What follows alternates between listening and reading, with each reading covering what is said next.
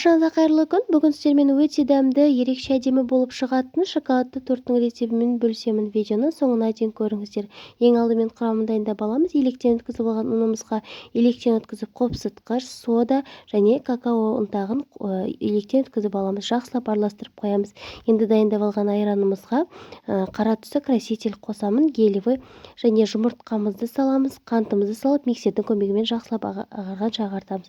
Сары майымызды, сұйық майымызды қойып, оны да жақсылап ағартамыз. Енді айранымызды салып, оны да жақсылап миксердің көмегімен араластырып аламыз.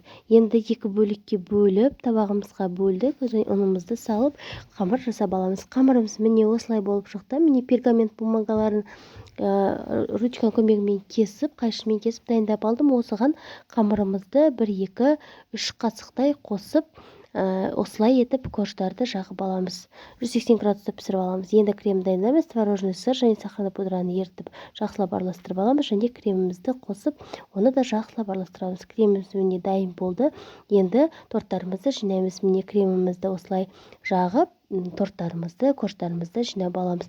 Коржымыз менде 12 штук корж болып шықты, шоколадты корж, және осыны бір тәулікке тоңазытқышқа салып аламыз. Енді сыртын қаптауға крем дайындаймыз. Сары бояуымызды қосып, жақсылап крем қаптап аламыз. Тортты шығарып, міне кремдерімізді қаптап алдық. Өте тегіс әдемі етіп қаптап аламыз.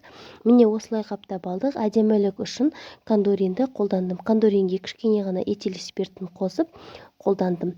Міне макаронстарымызды және декорға шоколадты, ақ шоколадтан осындай декорлар жасап әрледім. Міне посыпкада сеуіп әрледім. Сіздер де осылай әдемілі етіп тортты дайындасаңыздар болады. Видеоны соңына дейін көріп, бағасын беріңіздер. Комментарий жазып лайк қойды ұмытпаңыздар. Сіздермен болған Жансұлу.